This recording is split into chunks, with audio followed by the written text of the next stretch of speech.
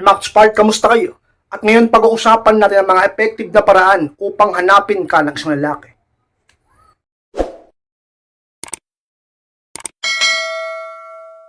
At kung handa na kayo, na po tayo at muli, be inspired.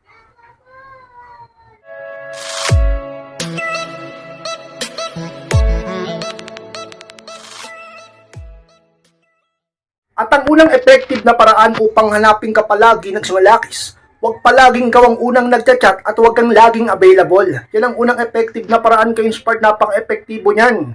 Kapag yan sinubukan mo, malalaman mong yan ay totoo. Kapag kasi palagi ka unang nagchat-chat at lagi kang available sa partner mo, isang lalaki, bumababa ang value mo. Dahilan kung bakit talaga namang imbis na hanap-hanapin kanya, ay hindi yun ang nangyayari. At piling mo pa nga, ay kinakalimutan kanya. Pero ang totoo, palagi ka kasing available. Diba? Hindi na siya nagcha-challenge sa'yo, hindi ka na masyadong namimiss, hindi ka na masyadong naiisip pa, at paano kanya hanap-hanapin kung gano'n ang sitwasyon? Kaya dapat baguhin mo ang talagang nakasanayan, baguhin mo ang sitwasyon, at mas lalo na kung nag-uumpisa pa lang kayo, sanayin mo na dapat siya na ang unang laging nagpaparamdam sa inyo sapagkat siyang lalaki. Paminsan-minsan ikaw, pero dapat madalas siya. Huwag kang laging una nagpaparamdam sa kanya. Huwag kang laging available kay Inspired. Ang pagiging available mo palagi sa boyfriend mo o kaya naman sa asawa mo, ang siyang magpapababa ng tingin niya sa'yo. Ang siyang magpapalamig ng damdamin niya sa'yo. Dahilan kung bakit imbis na hanap-hanapin kanya, ay manlalamig yan sa'yo. At baka yan pang maging dahilan kung bakit kayo ay laging mag-away at magkasawaan. Talaga naman ka-Inspired sa mga epektibong paraan para sa inyong lahat upang kayo ay mas lalong hanapin ang partner nyo. Huwag laging ikaw ang unang nagpaparamdam. Huwag laging ikaw ang unang nagchat-chat o kahit nagte-text o tumatawag man. Huwag kang laging available sa kanya, ka-Inspired.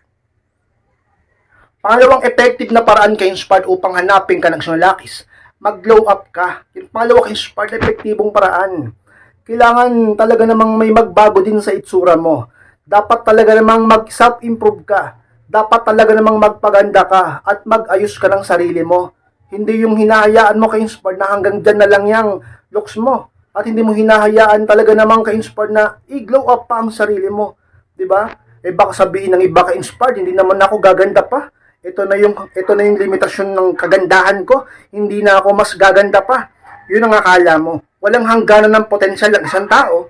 Nasa sayo lang yan. Pinipili mo kasing maging ganyan na lang. Hindi ka hanggang dyan lang. May gaganda ka pa. Patunayan mo sa buong mundo, lalong-lalo sa partner mo, at lalong-lalo sa mga tao na mamaliit sa'yo. At tingin sa'yo, pangit ka, at hindi ka maganda, ka-Inspired. May gaganda ka pa. Magpaganda ka. Diba? Gastusan mo yung sarili mo. Kung wala ka pang budget ngayon, gumawa ka ng paraan o mag-ipon ka. At may mga bagay naman na pwede mong gawin upang mag-glow up ka. O talagang mag-self-improve, ka-Inspired sa mga pinakasikreto at effective na paraan upang ikaw ay talagang muling hanapin ang partner mo at kabaliwan kanya, ka-Inspired. At pangatlong epektibong paraan ka-Inspired upang hanapin ka ng isang lalaki, panatilihin ang mystery. Pangatlo, ka-Inspired. Alam niyo yung pagiging mysterious nyo, dapat pinapanatili mo yan eh. Kasi kapag ang partner mo ay talaga namang gamay na gamay ka na o kilalang kilala ka na at talaga namang kahit sa kalitlitang detalye patungkol sa iyo ay alam niya na, eh paano pa yan maghahanap sa'yo lalong mababaliw sa'yo pagka ganyan yan? Ka-Inspired, huwag mong ibigay ang lahat, huwag mong ibuhos ang lahat, o kahit pa sabihin huwag mong ipalam ng lahat ng patungkol sa iyo upang meron pa rin siyang ikagugulat pagdating sa iyo. Panatilihin mo ang mystery sa iyo at sa inyong relasyon upang ang value mo ay laging tumataas at laging ang pag-ibig niya sa iyo ay laging nasasabik, ka-Inspired. Sa mga effective na paraan, huwag ka kasing magpakabalaw sa pag-ibig at huwag mo laging ibuhos at sabihin ang lahat sa kanya. Lalong-lalo na yung mga bagay na hindi naman kailangan pang sabihin sa kanya. Oo, may mga bagay na hindi na dapat pang sabihin sa partner natin. Pero iba yung mga dapat mong sabihin talaga. Ka-Inspired, magpaka-mysterious ka. Dahil kung ganyan ka, ay sigurado ka-Inspired lalaki ay laging mamahalin ka. Masasabi mo bang may pagka-mysterious ka kung lagi ka nagpaparamdam sa kanya? Masasabi mo bang may pagka-mysterious ka kung lahat binibigay mo na sa kanya? At ikaw ang una nagpaparamdam, ikaw laging naghahabol sa kanya? Mysterious ka ba pagka ganon? Kababalawan ka ba at hahanapin ka ba ng lalaki kapag kaganyan ka?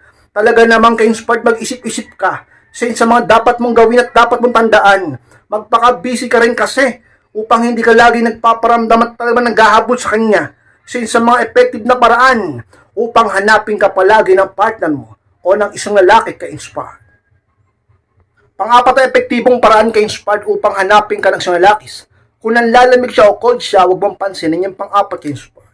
Siyempre, may mga pagkakataon ka-inspired na makikita at mararamdaman mo na ang partner mo ay parang nanlalamig sa'yo o tila ba cold sa'yo.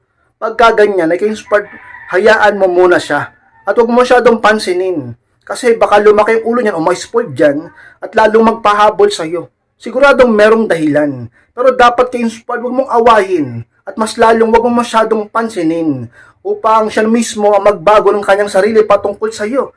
At talaga namang ipakita mo na lang na hindi ka masyadong naapektuhan sa ipinapakita at pinaparamdam niya. Kaya inspired, ganun ba yun? Kailangan hindi masyadong ipakitang naapektuhan? Oo, ganyan yan.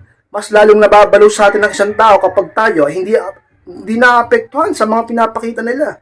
Tayo ay talaga namang sabihin nating matatag sa ating value. Diba? Yung iba, dahil sa sobrang pagmamahal, kahit na siya ay high value, talaga naman, yung mga dating hindi niya ginagawa, ay ngayon ay nagagawa niya na. Tulad ng pakikipag-away, pakikipagbungangaan sa partner, paghabol, pagbibigay ng kung ano-ano, pagbabalidate sa partner. Talaga naman siya pa ang unang laging nag-e-effort kababaeng tao.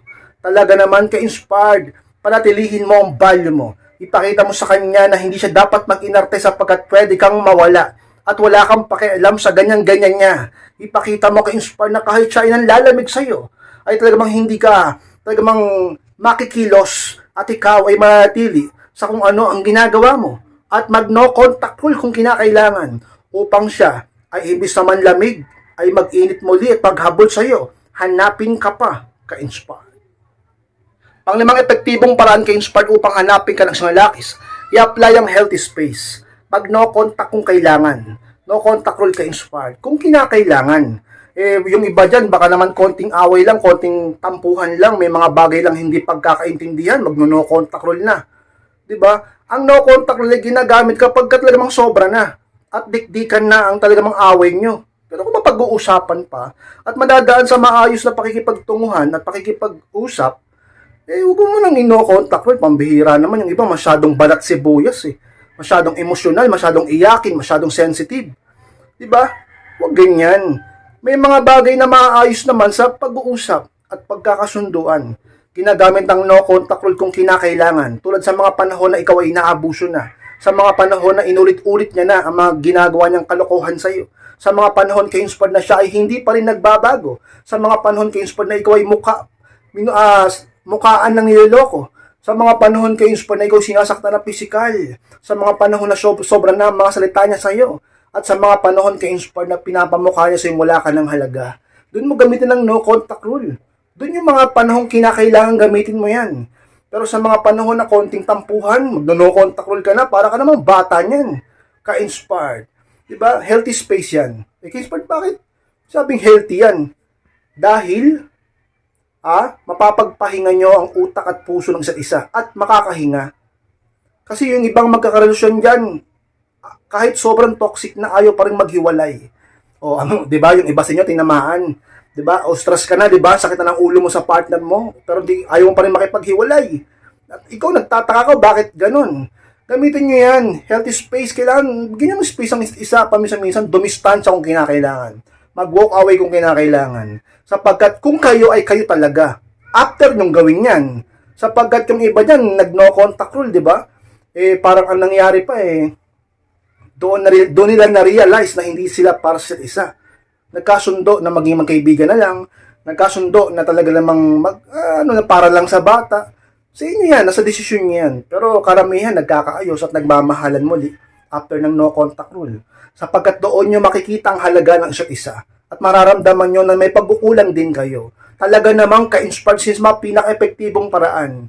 Kung kinakailangan mag-no contact rule ka sa partner mo upang ikaw ay talaga namang hanap-hanapin niya ka-inspired. Max Part, maraming salamat sa pagtapos ng vlog na ito. Huwag pong kalimutan na mag-like, comment, And pakishare na rin po ng video na ito upang makatulong naman tayo sa iba. At sa mga hindi pa mo nakaklik na subscribe, click nyo na po yung subscribe mga ka-Spark, click nyo na po notification bell upang ma-notify kayo pag may bago akong upload. Sa mga gusto magpa-coaching o magpa-advise, message lang po ako sa akin Facebook and yung profile picture ko sa FB. At kapag nakita nyo yan, message lang po ako. Ako po mismo ang siyang magre-reply at babasa ng mensahe nyo. Maraming salamat mga ka-Spark, mag-ingat kayong lahat. Mahal ko po kayo. At muli, be inspired.